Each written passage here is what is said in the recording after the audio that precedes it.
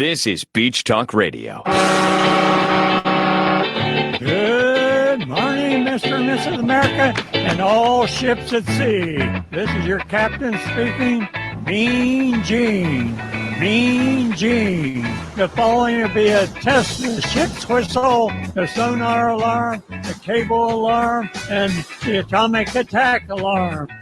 Live from Peach Time Out in the heart of Times Square. You're listening to Beach Talk Radio with Kim and Ed Ryan. And good morning, everybody. Welcome to episode number 115 of Beach Talk Radio. This is Ed Ryan. This is Tonto, my sidekick here. And we have our special guest ready to roll. It's going to be a big show today, folks. And if you have any questions for our guest, you can type them. Just kidding. You're not Tonto. You can type them in the chat box all morning long. Our first guest, Heather Fitzenhagen. Heather is in the House of Representatives. She's running for Francis Rooney's seat for Congress, the United States Congress. So you want to go from Tallahassee to Washington, D.C. What are you thinking? Good morning, Ed. Good morning, everybody out there. It's great to be here at the beach this morning. Well, yes, I do. I want to go because I want to continue to serve. And as we talked about a little bit earlier, we do have term limits at the state level. And I would have self-imposed term limits if you send me to Washington. But I think there's a lot of work to be done. And I'm excited to have the opportunity to earn the voters' trust to go. So what do you feel like you've accomplished so far in the House? Well, some of the things that I've accomplished are water policy that I worked very diligently on. I also passed some very important legislation on human trafficking. Mm-hmm. And I think that generally I was a leader on being able to forward business deregulation. I served as the head of the Business and Professions Committee for a number of years. And I also served on the Civil Justice Committee, which I think is critically important to make sure that everybody gets the justice they deserve. Now, for those who don't know you, can you give us a little history of how you got into politics and what your background is? I'd be happy to. It was really kind of an accident, which people say, how is that possible? I never ran for anything. I was working in the community doing philanthropic activities, civic activities. I was a stay-at-home mom. I just loved Fort Myers, and I was very active. And then all of a sudden we got a new seat because of redistricting. And somebody said to me, well, Heather, you're an attorney, you have experience, you love the community. Why don't you jump in? And I really thought that sounded crazy at first. But then after I thought about it, I said, well, I do love the community, and I don't think I can really do a worse job. I don't think I can cause any harm. So let me give it a go. And that's how I looked at it. So your first thing was to do no harm. Do no harm. I think that's important. And then you're in the area, the 78th. I am. District 78. That's downtown Fort Myers and the central swath of Lee County. Yeah, I think that's the gateway area where we're out in. Yeah. So there's 10 people running. That's in the Republican primary for August. So how is the campaign going? I mean, I'm sure you were campaigning, and then all of a sudden you're not. Nobody is, or has to kind of stop. There's a lot of things to that. I mean, I wasn't really fully campaigning because, as you probably know, our legislative session runs until the beginning of March, and so we were still actually working in Tallahassee. So there was really no campaigning going on per se, and then bam, we got hit with COVID-19, which is a catastrophe, not only from a health standpoint, but really from an economic standpoint. So the campaigns have had to really change dramatically, and I have had mine really on hold in essence because I've been trying to help the community to get back on its feet, and I'm happy to have been able to do that. So now I'm really getting full into campaign mode. So do you think when this whole thing hit that there was an overreaction of closing the economy down, or you were in favor of it? Well, I was in favor of it early on, to shut it down early. And I'll tell you why. I kind of try to explain to people, COVID-19 was an unknown quantity. And it would be like me saying, an alien spaceship landed over there in the parking lot. And I would say to you, hey, I think they're friendly. Let's just go ahead and go hang around and wait for them. That would never be my approach. My approach would be go inside, lock your doors. Let's figure out what their here for, and if they are friendly or if they are dangerous, and then let's make our decision. So when COVID came, we didn't know, Right. Is it deadly? Is it friendly? Is it nothing? So I would have rather us acted with caution to make sure that we were doing the right thing, because we could have had, it could have been even more catastrophic. We just didn't know. So are we opening? Sorry, dear. Are we opening up fast enough, or because the I damage? think we are. I think we are opening up fast enough. I think we struck the right balance to make sure that we tried to get open as quickly as we could. I think it's still important that people make their own personal decisions. Take responsibility for yourself. If your health is compromised, I still wouldn't recommend that you go out and interact with a lot of people. Let's just, take it easy if that's your situation. If you're a healthy person, a young person, get out there, try to get back to work, get out into our restaurants, our shops, do what you normally do. Now, getting back to work is going to be a challenge for some people. And I know, our daughter is back with us and we're encouraging her to go out and look, but it's difficult for people to find stuff that they feel comfortable. And then with the unemployment, what are your thoughts on the unemployment situation? And well, I'm not going to sugarcoat it. It is going to be extremely tough from here until I would say the first quarter of next year. I think it's going to be very tough. I think there are opportunities out there.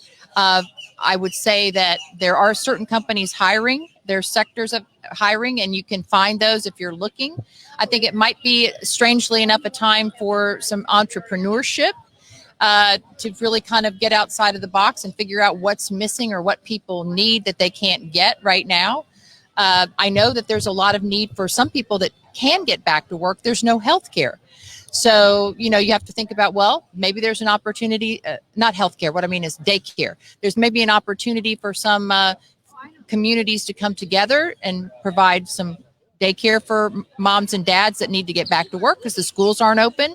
And there's no place for these kids to go. Just to remind everybody, Heather Fitzenhagen is our guest. She's running for the United States Congress, Francis Rooney's seat. Francis Rooney said he's retiring, and last I read, he said he's retiring because he feels like he accomplished everything that he set out to do in Washington. So let's stay on the unemployment thing for a minute, because you're a Republican, Governor DeSantis is a Republican, but the unemployment thing has been a nightmare for so many people. And then you saw him on TV saying that people were filling things out wrong. It seemed like it was digging a bigger hole for things. People weren't getting their unemployment. So what is your opinion on how that whole thing went down? Well, I think it was a mess. It was a huge mess. I don't fault Governor DeSantis because he came in as governor and that system already existed. And it was a very poor system. And he had to deal with it basically crashing. It was not designed to be able to take the load that it needed to in a crisis like this. I would say, unfortunately, that a lot of people just didn't know how to fill it out properly.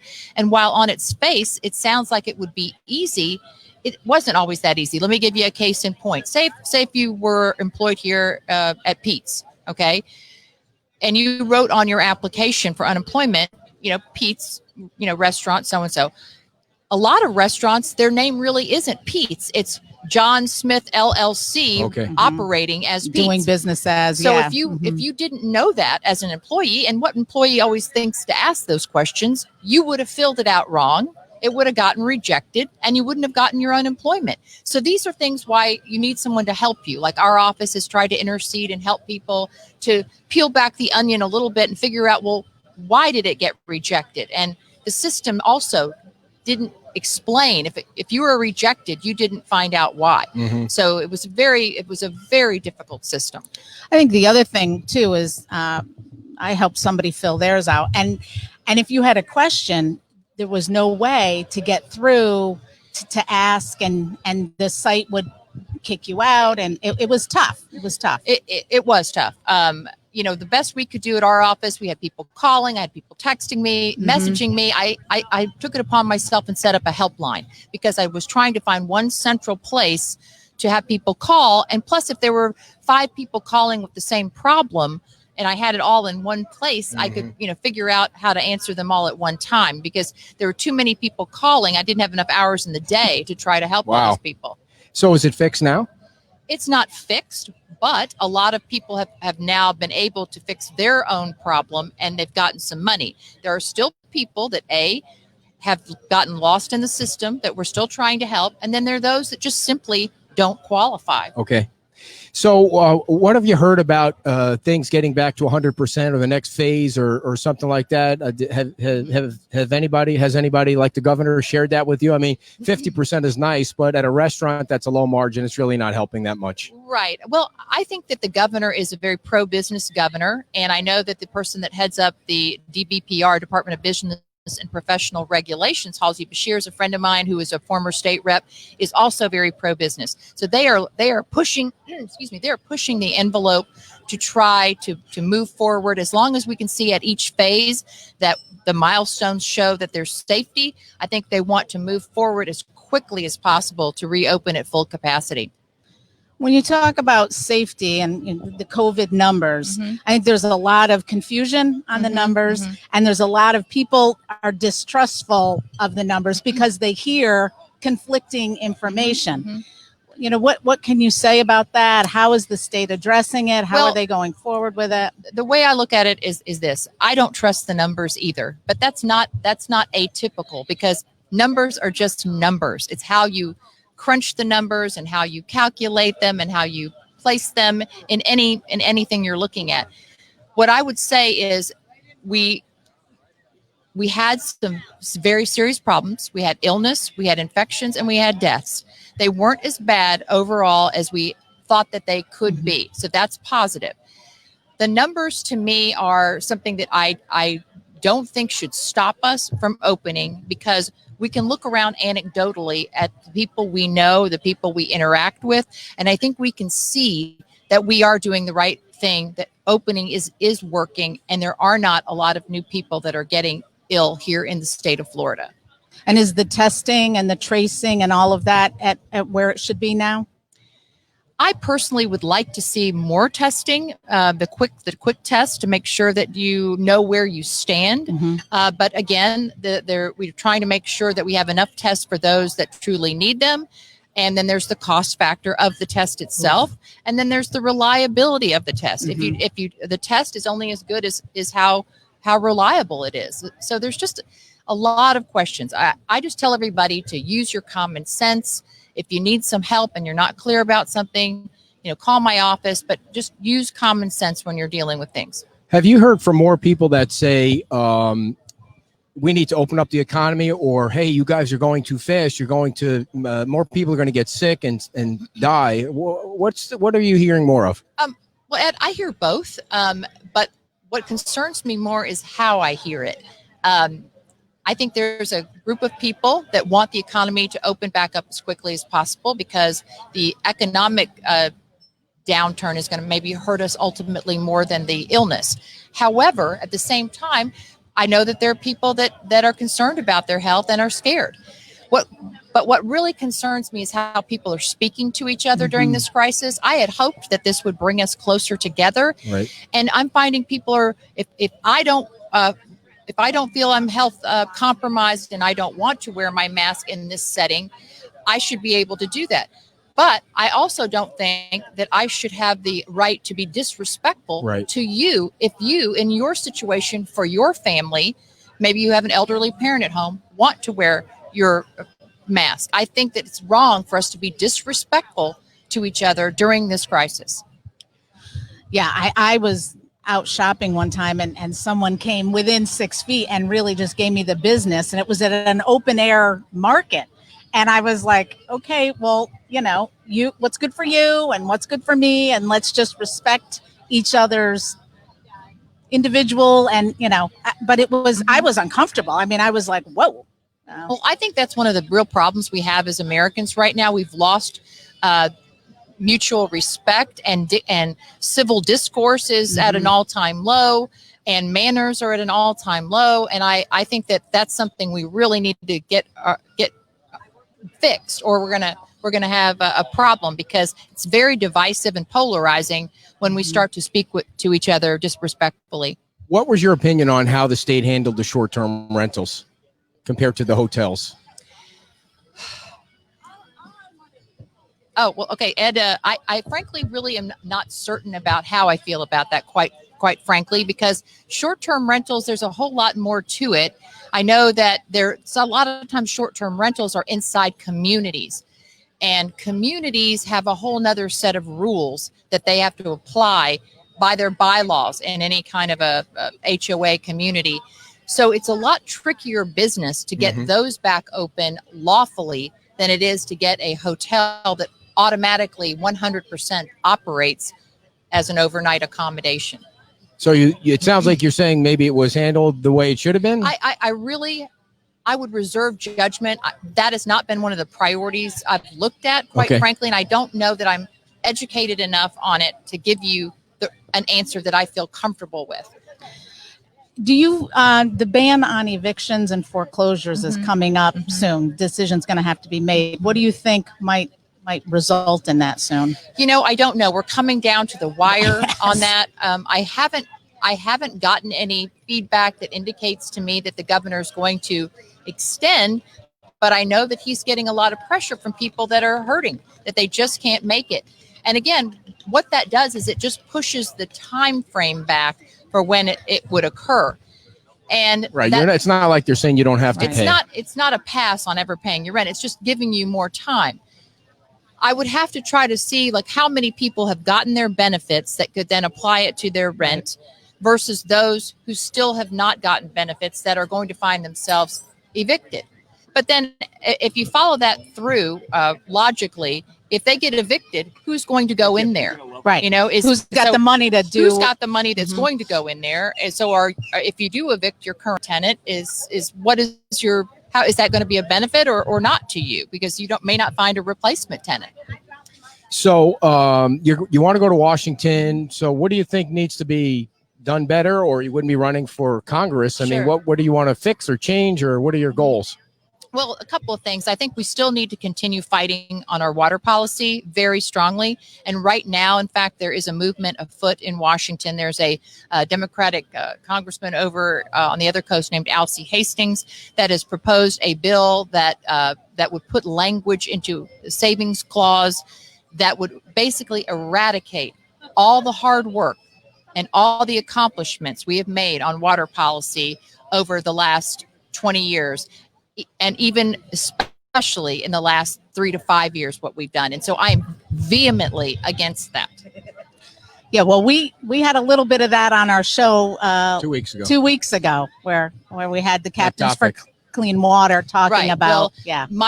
My views are in 100% alignment with the captains. So that I'm going to be fighting and continue fighting, because not only for our community, but for all of Florida, water is our most valuable resource, and we need to manage it properly. Everybody needs their fair share, and we need to keep it clean. And that's just the bottom line. There's no gray area on that for me. So water, what else?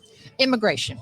I don't know, you may not know this, but I was co-sponsor of the E-Verify legislation that passed, that Governor DeSantis signed. E-Verify is what requires employers to make a good faith effort that they have determined whether the person that they want to employ is a citizen and can take the job.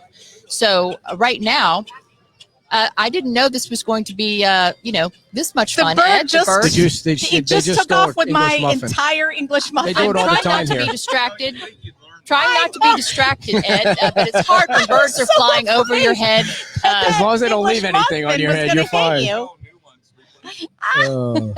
I'm sorry. That's Go okay. ahead. So And now the birds are going to come over E-Verify here. is basically just enforcing the law that you're not supposed to hire people that aren't not here illegally. Now, what does that mean?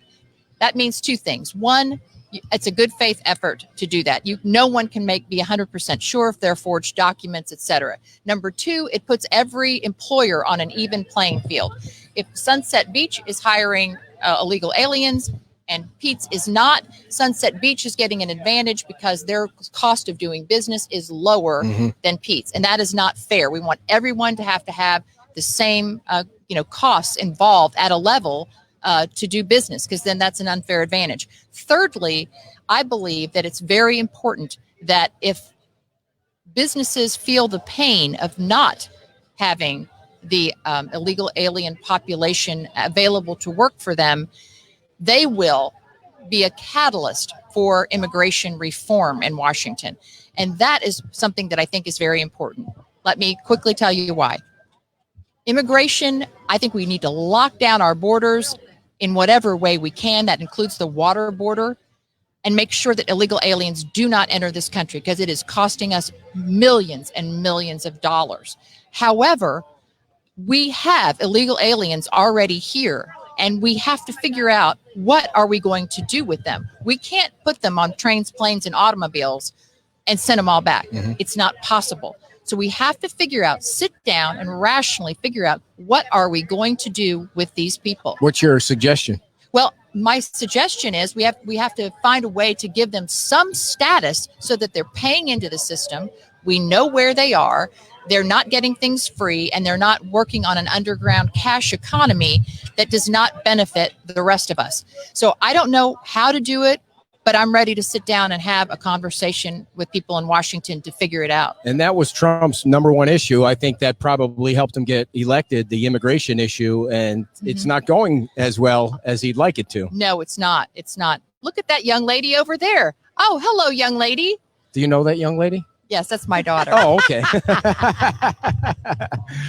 I figured there must be something. So President Trump is not having that much luck with the immigration issue. So it's tough. It is tough, but again, what I think that what is lacking in Washington right now that I want to bring to the table is, I might disagree with you vehemently on the point, but I want to sit down with you and respectfully understand where you're coming from. Because if I can do that, I know that there is something that we can find as a foundation that we do agree on. Right. And then work from there, because I think that's the problem. We are fighting. We are not trying to work together. And that is going to be the end of us if we don't get it together. Are you a fan of the president? I am a fan of the president. I voted for him, and I respect what he has done on the economy. I would like it if he didn't tweet quite as much as he does. I think that doesn't total distraction. Makes no sense to me when he does that. Us. Not at all. And think about it. I mean, he has the hardest job in the free world. So I have a lot of respect for the pressure that he is under. You know, I pray for him every day. What are the chances in this upcoming election for him? Well, I think he's going to have a harder time than he did the first go round, because again, I think the nation is more polarized.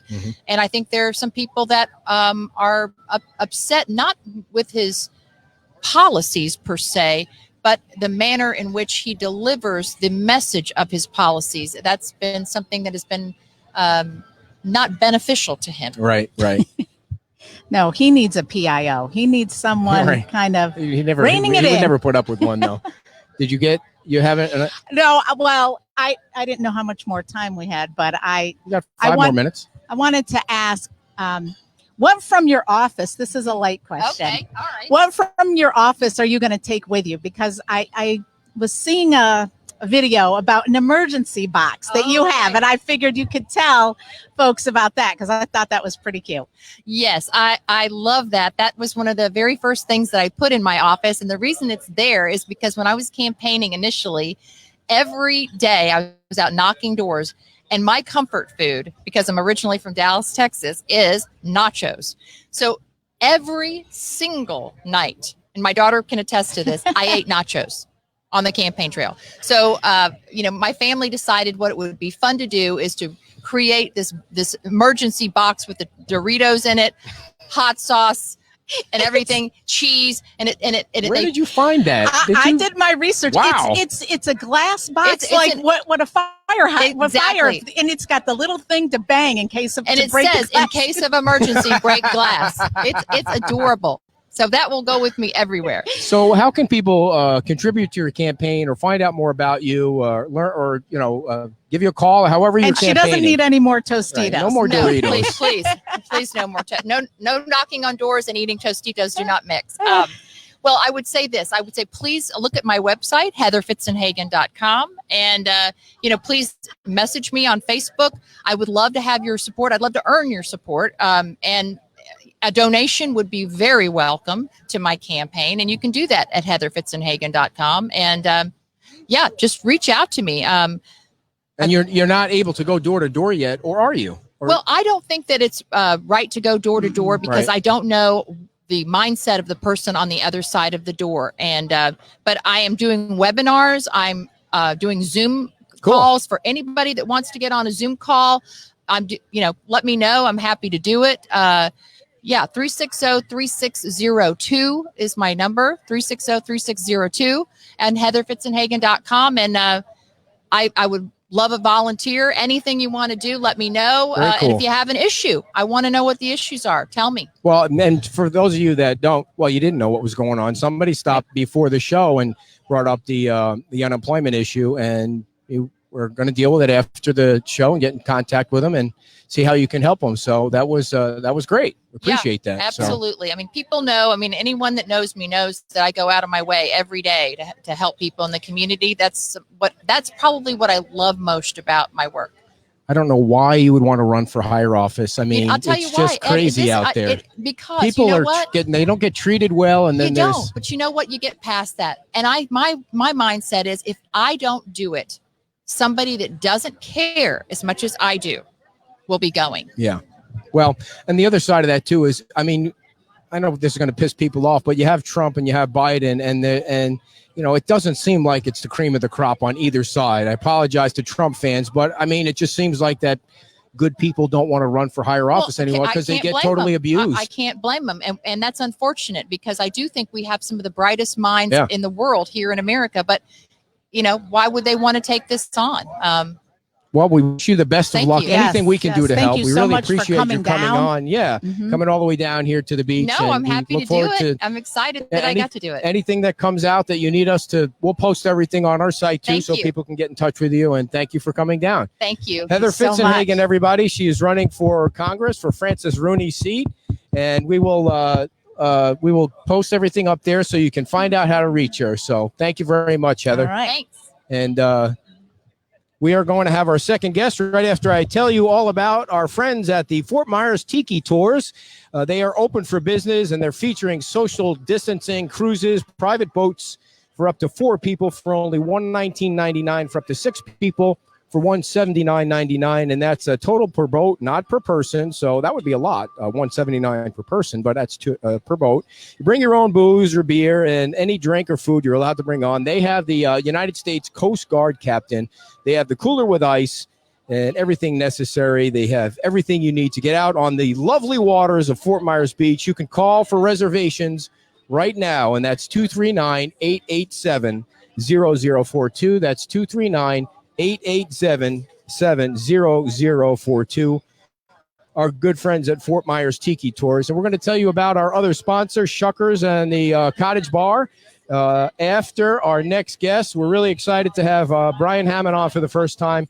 And Brian is, as you all know, the chairman of the Lee County Commission, and he's going to be joining us for the rest of the half hour.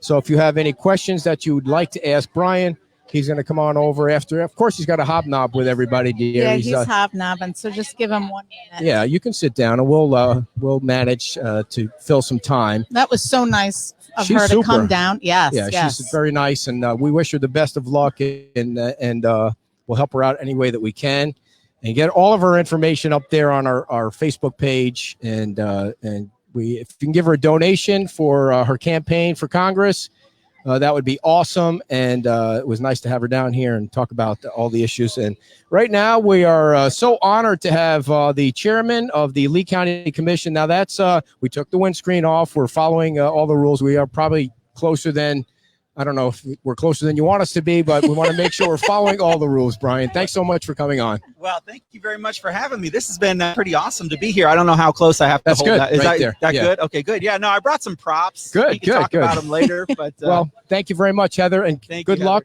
And so, Brian, the first question I want to ask you is, you were in TV for 10 years. Yeah. Can you tell us about that and Oh, yeah. how that was? so I grew up here. I was born and raised here. And funny thing, in school, I was always interested in TV production. In fact, in high school, Amy Wegman from Fox 4, her and I actually anchored the morning news at Cape Coral High School. Oh, wow. And yeah, it was pretty cool. We were the Seahawks, so they called it Hawk News. And, I went into television. I worked for Wink as a camera guy behind the scenes for a little while. And I remember the day I wanted to go get on air, my first big on air job, right? And so Wink wouldn't do it because I was still finishing college, right? And they wanted, only college grads on the air, which is understandable. So I went over to Fox 4 and I said, hey, I'm finishing college. I'm going to finish college, but I want to get on the air. And I remember the boss at Fox 4, he said, all right, can I watch your demo tape in front of you? And I said, well, sure. I've got nothing to be ashamed of, right? He watches the tape, he pulls it out and he says, well, I'm not going to hire you to be a news reporter. Ouch. And I said, all right. And he goes, would you like to be a sports guy? Oh. And I was like, wait, yeah, I would. And he goes, okay, we need a third sports guy. And so he brought me over to Fox 4 to be the roving sports reporter. And cool. The rest was history. I made it all the way up to be in the 5, 6, and 10 o'clock main news anchor for an ABC station that was in Joplin, Missouri. So, you went to Joplin? yeah, I did. Wow. It's the only time I've ever lived away from the area. I lived in Joplin for about 4 years, and pretty cool. I worked with an ABC station out there, and really a neat experience to get away. And then when my wife and I decided we wanted to have children and start a family, we moved back here. This is the best place to have a family. For sure. So what made you decide to run for office? I mean, how did you make the transition from TV to running for office? Sure. It's something I've always been interested in. It's a habit that my dad modeled for me really early. He would take me with him to go vote. And so I always wanted to know, like, who are these people on the ballot? What do they do? And then, of course, when I got into television news, we covered local politics. And so once my TV news career ended, I was able to have an opinion on things because I was back in news in the days when we were supposed to just report the news and not necessarily try and give an opinion. So I said, hey, I'm working in the business community. I'm making really good connections. I want to help. I want to be part of the future of Lee County. And so I started asking people about running for office. And next thing you know, I made a few great contacts, and God just led me in the right direction to run for office. And funny story, the person that I was going to run for her seat, it was Commissioner Hall. Right. She had some legal trouble and Right. had to resign. And after she resigned, Governor Scott appointed me to be the commissioner for District 4. It was really interesting how it worked out. And then we had one heck of a campaign in 2014. Really tough opponent, great guy who's in town here locally, but we won. And then in 2018, nobody ran against us. So I got reelected in 2018 with no opposition. So you're good till 2022. 2022. Yeah. And I'll save that question for the very end. But I wanted to focus on what your thoughts are on how it seems like the public has turned on the media. Like they don't trust them and they don't believe them. And I put a question on our Facebook page once: who do you believe more, politicians or the media? And it's almost like they feel like it's the same. What happened? Yeah, I think some of the media has done it to themselves. I think it's hard to generalize. There are good reporters and there are bad reporters. There are, unfortunately, we've seen there are good cops and there are cops that aren't doing it the right way. And so it's hard to generalize just one profession. But I think some of the reporters who have not done it the right way, who tried to interject too much of their opinion or tried to sway the story more than they need to, I think they've kind of made a bad name for everybody, unfortunately. Mm-hmm. I think the other thing too is when you talk about media, there's a lot that goes in that grouping, and it may not be the ones that are actually doing real hard news. It's That's true. fabricated or sensationalized, or you hit the nail on the head. Thank So you you. got the 24-hour cable networks. Right. That's one group of folks. And then you've got the local TV, which are usually a lot more straight up. The local news journalists are usually a lot less agenda driven than some of the national folks will be. Well, the way that you've got around it kind of is you're a social media, you know how to use it. You use it to put information out for the county. You use it to, if I remember watching you go back and forth. I don't remember if it was Michael Braun or somebody else, but somebody put a story out that you didn't agree with or you thought was factually incorrect, and you went right at it. You don't wait until, the next time they interview you on TV. You've taken advantage of that. How important is that for you? Well, I think that's the best thing about social media. Social media has a lot of bad, but I think one of the good things that it does have is it's given me a platform to go straight to the voters and straight to the people that I serve with no filter in between. And so, I understand why the media is presenting numbers in a certain way, right? If I wanted people to tune in every day or read my paper every day, I'd present the numbers in a certain way. But if I wanted to bring the economy back, and if I wanted to just give people a sense of what's really going on, then I think I'd report the numbers more accurately and more correctly. Before we get into that, one more question. What's it like to be the chairman of the commission? Oh, it's cool. I imagine so. It's hard. I've had a really weird couple of years. Last year I was the vice chairman of the commission, and unfortunately Commissioner Kiker, who many of you know from the beach, got sick, and he passed away, and we all miss Larry very much. And so as the vice chairman at that point, I rose to the chairmanship, and I thank my colleagues on the board for giving me that opportunity. And so we carried out the rest of the Larry's year. And then this year in November is when I became the chairman. It would have been my normal turn in the rotation to be chairman. And so I was excited about this. We were getting ready to have a record-breaking year. January and February, you'll remember down here at the beach, was packed. Crazy. Things were going great. And I had made myself the chairman of the Tourist Development Council. So that's the cool part about being a chairman. You get to assign everybody's little committee. You can keep the ones you want. Yeah. So you got a fun one? Yeah, I picked the committee I wanted. I wanted to be the tourist development guy. And so, you get to work with people on the beach and all over. And so we were rocking. And then COVID-19 hits. And man, has it been weird ever since. So, Dear? Yeah. So regarding numbers and COVID-19, how do you think the numbers are going? I mean, we were just talking about this earlier. There's a little bit of distrust or misinformation, or people feel there's misinformation out there. And you posted them. Something yesterday on Facebook. And you guys shared it too. So if anybody wants to see what I'm talking about, they can actually pull it up on your page and look at it more closely. But so, one of the things I've been watching is our test positivity rate. So we're ramping up testing big time in Lee County. Absolutely. And, we wanted to know, as we ramp up testing and as we test more people, are we going to find just as many positive cases? I think you could imagine if you are taking a bigger sampling, you're going to find more cases, right?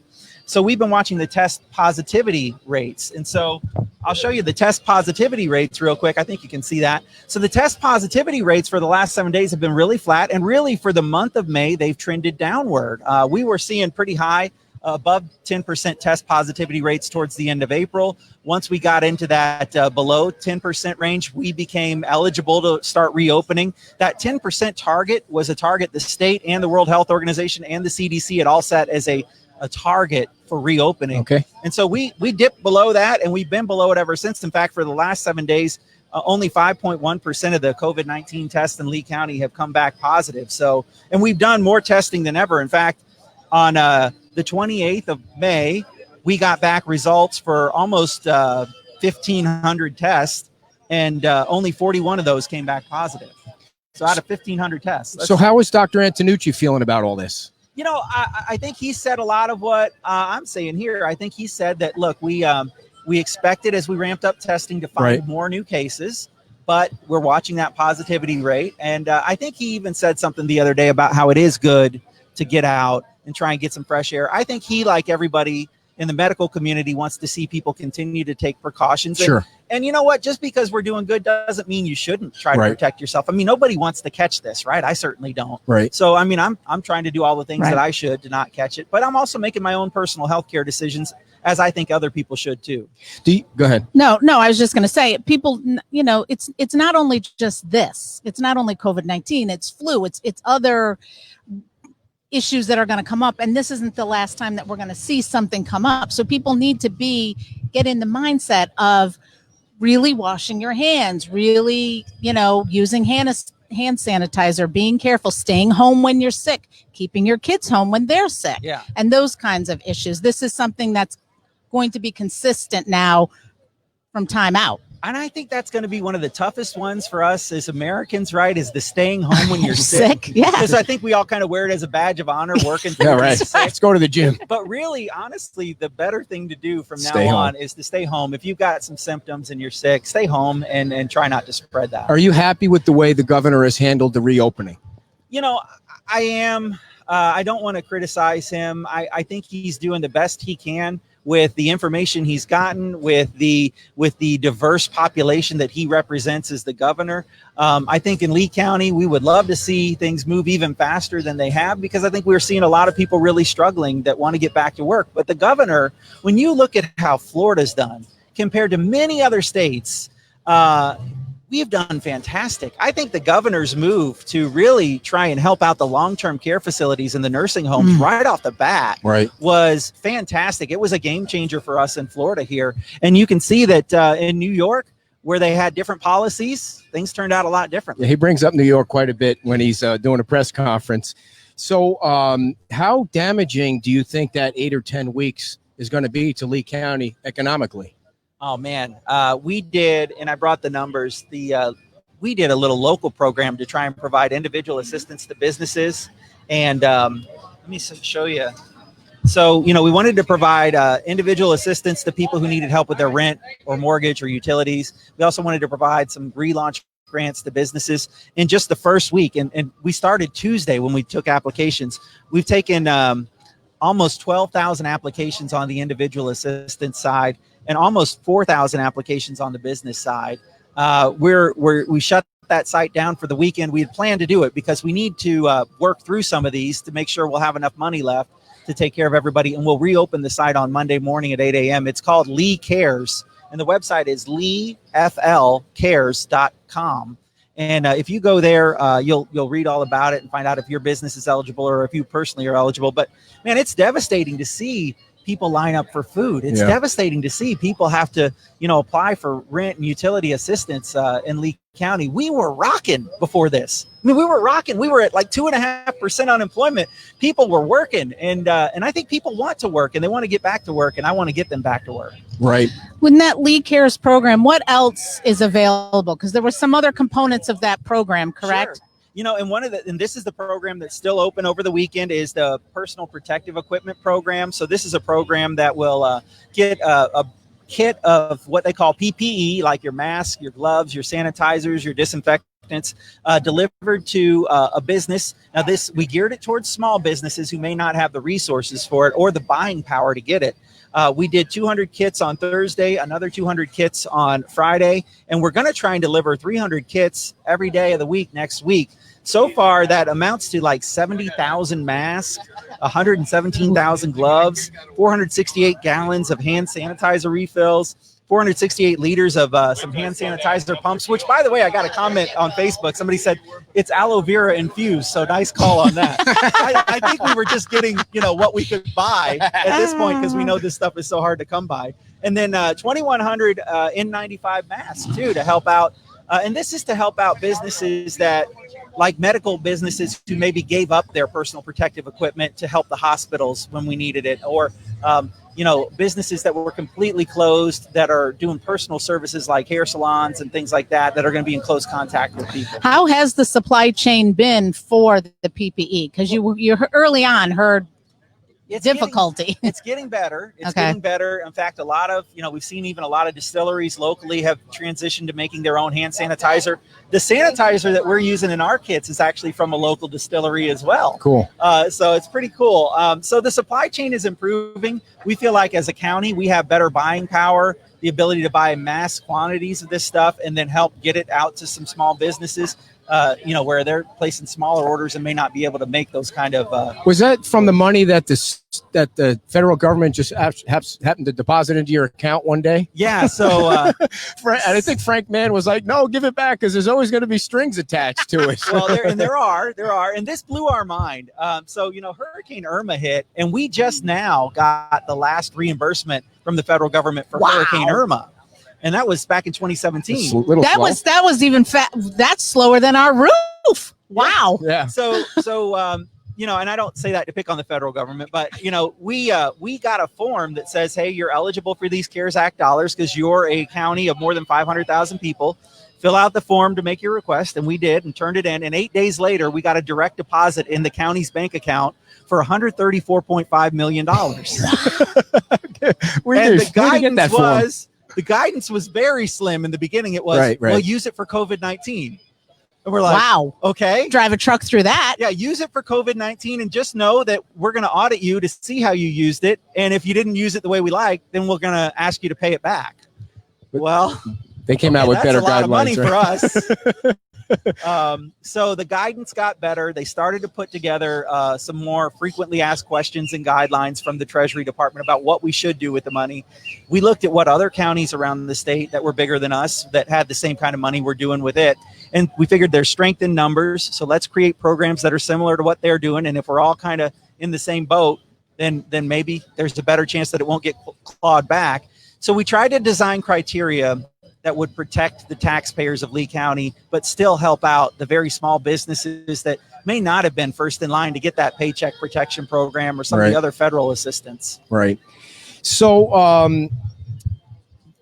Well, I'll ask a question. Go ahead. Is there a place where, if somebody's hurting, that they can go to, get all the information? Because, somebody might think, okay, the United Way or Salvation Army, but you kind of want one clearinghouse of information. Is there that LeeFLCares.com website, LeeFLCares.com. That's really a great website where you can find all of this information. And then you can find links to, for instance, the United Way. We've partnered with them on a child care voucher program. So you can find the link to that on this website as well. And you're right. I mean, one of the big things that this COVID-19 pandemic has forced us to do as a county is really up our game. We created social media pages that we actually never had before. We created websites we never had before. And we had to learn how to get used to doing press conferences and all sorts of Facebook Lives. Standing 6 feet apart. And we Zoom. Yeah, things that we'd never done before. And we really have ramped up in the last 2 months to a point where I think we're serving the public really well now. So I asked Heather this question before. The short-term rental thing was a big thing on the beach and everywhere in Florida. Were you surprised when the governor had the press conference and said the counties have to submit plans, or you guys kind of knew that was coming and you're already working on it? Well, I was really happy when he left a lot of that up to the counties. I feel like there is no one-size-fits-all approach, especially in Florida, where you've got 67 counties, and all of them are different. I mean, there are some counties that still, throughout this whole thing, have had very few cases. Right. And for them to be completely shut down the same way that Miami-Dade and Broward and Palm Beach County were, that seemed unfair to them, and they were very unhappy about it. So I liked that. Here in Lee County, where our positivity rates look good, our number of cases look good, our hospitalizations looked really good. It was great for us to be able to make that request to the state to say, hey, let's get our vacation rentals open. Let's try and get people back to work. And we're going to amend that one more time. We originally started with just in-state travel, and we got some feedback that wasn't going to be enough help for the vacation rental owners. So then we took a look at what some of the other counties throughout the state of Florida did, and they turned in plans that allowed travel from everywhere but like states with I think it was like 7 per 100,000 cases or something like that. So that was all tied to a CDC chart and everything like that. We found that was even a little too hard for vacation rental owners to interpret. So we put in one more amendment now that basically follows directly with the governor's executive order. The governor identified several states in his executive order that we did not want to see travel from. And so we've said vacation rentals, we'd like them to be able to take reservations except for these states the governor specifically enumerated as states that he didn't. So New York, for an example. Yeah. So somebody can come to Florida from New York. They can't stay at a vacation rental, but they can go to a hotel. And that's a real problem. That's one of those things that I don't think this whole essential versus non-essential thing was ever the right way to go. I don't think, picking a winner and a loser was the right way to go. I think, I understand why we did it, but I think for anybody who earns a paycheck, that paycheck's essential to them. That's regardless of what they do for a living, they need that money to survive. Do you hear more from people that say, again, I asked this to Heather, that we need to get this economy open faster, or you're moving too fast, people are going to get sick and people are going to die? There's been a real shift in Lee County towards we want to get things open faster. And I feel that, and I want to help people with that. And so there's two things that you have to think about. So the county can control county facilities, county parks, county things. The state controls like the businesses. So the state would control through the Department of Business and Professional Regulation, the restaurants, the hair salons, the nail salons, all those kind of things, even the vacation rentals and that kind of stuff. So I've said, look, I want to get Lee County open to the maximum that's allowable under whatever the governor has put in place. And right now that's a full phase 1. And so we've been striving to get Lee County and all the things that we control open to the maximum that's allowed. The governor, it's going to be up to him to talk about businesses. Because even if we said, hey, restaurants, game on, go back to 100%, the DBPR, the state regulating agency, could shut them down. So go ahead. How long, I mean, this is, you're prognosticating here. So how long do you think it's going to take to move through to the other phases so that, all of the businesses can get open? Good question. The White House, Thank you. The White House said 14 days is what they wanted to see with no rebound in between each of the phases. So Governor DeSantis kind of did a partial phase 1 and went 14 days. And then he went to full phase 1 after 14 days. And that was on May 18th. So I'm not quite sure if we're 14 days from May 18th yet, but I think that's coming up, and it'll be interesting to see what he announces at that point. Brian, how much damage has all this done to the bed tax revenue that comes to this county? I mean, nobody was here for 2 months. Hotels dropped to like 10% occupancy or less. Obviously, the vacation rentals were completely down. We make about $36 million a year in bed tax. It's restricted money, so it can only be used to do things like beach renourishment. Pays the mortgage on the baseball stadiums, and it also helps us do. I can't remember the third category off the top of my head right now, but we use it for a lot of beach renourishment and beach projects, and then also to pay the mortgage on the baseball stadium. So that's down, but you'll have to remember we had quite a bit of reserves already, so we set aside a rainy day fund in that account because we know. Look, we've had BP oil spills in the past. We've had something's going to happen. Hurricanes in the past. So we have a pretty healthy rainy day fund already of tourist development reserves.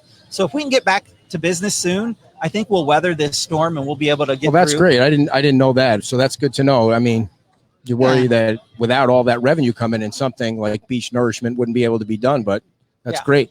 Now, we're talking about the hotel rentals, but car rentals and car rental companies, one in particular, is really, really struggling. And then on top of people not being here, because I rented a car during all of this, and the guy's like, well, have your pick because we have 5,000 extra cars over there at RSW. Then there was that big fire, and now you're hearing Hertz is hurting.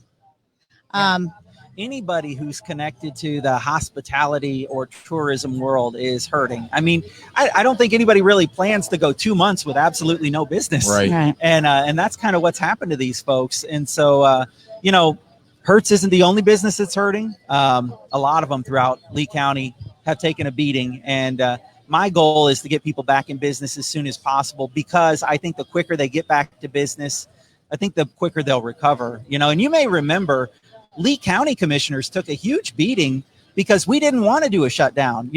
Before the governor's stay-at-home order, there was a lot of pressure placed on the county commission to do a local stay-at-home order, and we voted against that unanimously as a commission. In spite of even Representative Fitzenhagen was there saying, you guys need to do a shutdown order. And, we said, no, we think that there's no magic pill. There's no thing that you can do for 2 weeks and just get it over with. We said, let's try and find a way to live with it. Let's try and find a way to operate in this new world where we protect ourselves and take appropriate precautions. And it turns out now, 2 months later, that's really what we've kind of had to do. You had to close it, or no? What we've had to do is figure out a new way to live. Do you think if you didn't see the spring, I'll never forget that press conference you had where you told them to go home. Do you think if you didn't see that, you might have still had a chance to keep it open? Or was it just too much pressure? Getting the spring breakers out of here was the right thing to do. For sure. Point. I hated that. Right. I'm the chairman of the Tourist Development Council. You're telling at that people point, to leave. And I'm saying, get out. Tourists leave. Right. That was that the weight of that, really weighed on me before we made that press conference announcement. But I think it was the right thing to do at the time. I do think that getting the beaches open when we did was the right call. And I'm glad that they're fully open today. I'm glad we haven't had to worry about putting any more restrictions on them. And quite frankly, my personal position is I'm not going to put those restrictions back ever until you can prove to me that being at the beach during a certain number of hours is what is driving an infection. Then no, I want to be science and data driven. And look, I brought some other charts too to show you, you look at the hospitalizations for the month of May. This is the month of May. The orange line is the trend line. It's the 14-day moving average. I mean, that looks pretty flat. You know, the average patients hospitalized on May 4th when things started to open up was 80. The average patients hospitalized as of yesterday was 93. We've got a 1,500 bed hospital system that has been largely empty over the last 2 months. People have been scared. But, you know, we, so we have the capacity to handle things. And so I think it's important to watch the numbers and make decisions based on the numbers. And so I'm really proud of Lee Health. They reported yesterday that they've discharged 511 patients over the whole course of this pandemic. You know, we never talk about that number, about the people who are recovering. And I think that's really great, you know, and unfortunately, some people have died. Unfortunately, some people have gotten very sick. And we're happy for the ones that have recovered, and we grieve for the ones that we've lost. And we can do both at the same time. We can be compassionate and care about that, but we can also be compassionate and care about the people who need to get back to work. You've been down to the beach a few times. Have you? What's your opinion on how people are social distancing or partying or whatever they're doing? What's your view? Personally, I think they're doing a great job. I mean, I think they're doing a great job, and the numbers don't lie. I mean, we've had this in effect for a month now and haven't seen a spike in hospitalizations. So I think they're doing a good job. I think when you're outdoors, it's a much lower risk environment to transmit the virus anyways. So I think that's a good thing. And, I think we just need to keep the course and try and get things going. Should the 4th of July fireworks go off? You know, we've been talking with the town of Fort Myers Beach about that. I don't think Lee County's going to have a problem with that. I think everybody knows at this point what to do to protect themselves. And some people are willing to take a little more risk than others. And, you know, this is still America. If you want to, go for it. I don't think the government should have to hold your hand, you know, every step of the way. So on a couple of quick local issues, is the traffic coming to the beach ever going to get better, in your opinion? Is there any plan that could ever be? There is a plan. Okay. There is a plan, and it looks really goofy on paper. I've seen it. It's an interesting looking roundabout that's kind of oval shaped that our Department of Transportation has come up with. And when you look at it, it looks weird. But when they run the model and show you the traffic flow, it actually moves. I wonder if it's like, because there's, we live out in Gateway, and at Daniels and 82, there's like this huge I don't think roundabout it's like that, cloverleaf thing going on, and where nobody stops. Yeah, and you're like, how is this? Oh, this is how this works, and you just keep on going, and it's great. But you're talking about at the base of the bridge, right? Yeah. So we've got the Seafarers Plaza property over here. We could use some of that. We could use maybe just the sliver of the Crescent Beach Family Park here, and we could do an interesting configuration of the intersection that would get the traffic moving. It's never going to be perfect, especially at the very height of season. But what they're saying is this roundabout would work maybe 9 months out of the year, when we're not in the very peak of season, to try and keep traffic moving. But there's no way to change anything coming from the other side of the bridge. I mean, you got what you got, right? I think it's all part of, it's actually all part of a system that they're, FDOT, the Florida Department of Transportation, has recommended doing some things with intersections on the other side of the bridge and working on that alternating light. And so we're trying to put all these different things in place, including 3 stoplights that are going to go down here near Times Square. We're trying to figure out ways to give people chances to cross the street where they don't interrupt traffic. We're trying to figure out ways to keep the traffic moving without stopping. Well, yeah, one of the biggest problems is the people crossing the street everywhere. I mean, and I think Margaritaville, when that ever goes in, will eliminate some of the ways to cross the street. That's what they're hoping. So what do you think about Margaritaville? You got to remember, I have a holistic county view, and I'm a guy who grew up here. I live in Cape Coral. I love it. I think it's I thought he was going to say, I'm not going to comment on it, but I think it's going to be great for the beach. Yeah. I mean, look, I know that Fort Myers Beach actually became a town because Diamond Head, but Diamond Head is fantastic. Yes. I've stayed there a couple times. I think they've really added to the beach and to the town. And I think Margaritaville will add to the town as well. And I think, will it be different? Sure, it'll be different. But, I grew up here when Crescent Beach Family Park was hotels. It was like a Days Inn for my whole life until Hurricane Charlie hit. And so things have changed over time, and they've always changed for the better. And I'll tell you, it's an anecdotal experience that I had, but I was at the Publix on Fort Myers Beach a couple months back, listening to some tourists talk to each other at the deli counter. They didn't know who I was, and they were talking to each other, and they said, "Hey, it looks kind of run down towards the base of the bridge." And I thought, wow, I don't want that to be the first impression that tourists have. And so I think new construction down here will help kind of lift the whole area up. And I think it'll be great synergy for the entire beach because, look at Orlando. You go stay in one resort in Orlando and you see all the other resorts and they all succeed. Right. None of them fail together. They all work together. And you may not go back to the same resort next time because you saw another one you wanted to try. Great. What's the relationship like between the county and the government here on the beach right now? I think it's good. I think it's really good. I think you got a couple great new additions to your council down here that I just really have enjoyed getting to work with. And I think it's good. We're going to move forward. Look, in the heat of battle, when we talk about hurricanes or any other disaster, it always gets messy. And the important thing is to understand that everybody has the right intention. They're all coming from the right place. Everybody was trying to protect the residents that they serve. We just had different ideas on how to do it. And at the end of the day, once you're through the mess, then it's important to come back together and realize that you're serving the same people and you're trying to help the same people. Not to be a Debbie Downer, but you brought up a hurricane and we're getting ready to go into hurricane season and they're calling for an active hurricane season.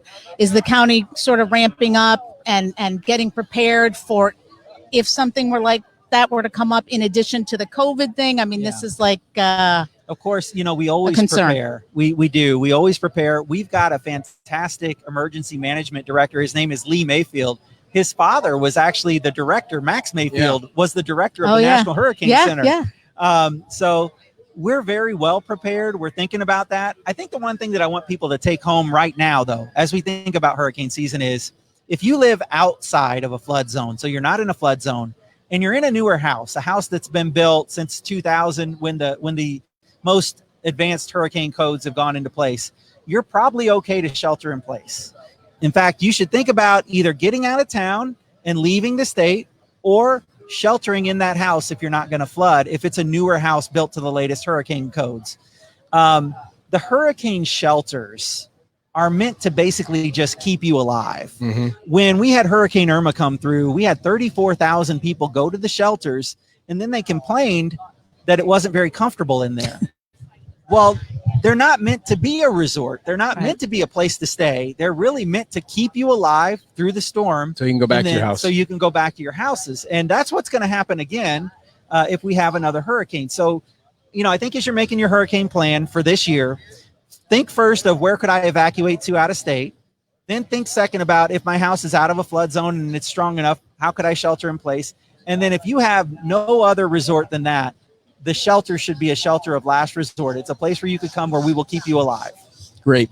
So what one county issue is going on outside the beach that people might not know about that you're working on that you're excited about? Oh, man. Well, we still, believe it or not, in the middle of all this, we still care a lot about water quality and trying to keep the water clean. I sent a letter. Actually, I'm going to draft a letter and get it approved by the board, hopefully Tuesday, to send up to the folks in Washington to talk about how we feel about the Water Resources Development Act, which is, the next act that moves the Everglades restoration plan along. And, my message to the folks in Washington there is, Lee County and the folks on the West Coast, we want to stay out of the water fight. We want to take the high road. There's a water fight in Florida that has gone on for generations between ag and between the, the environmental activists.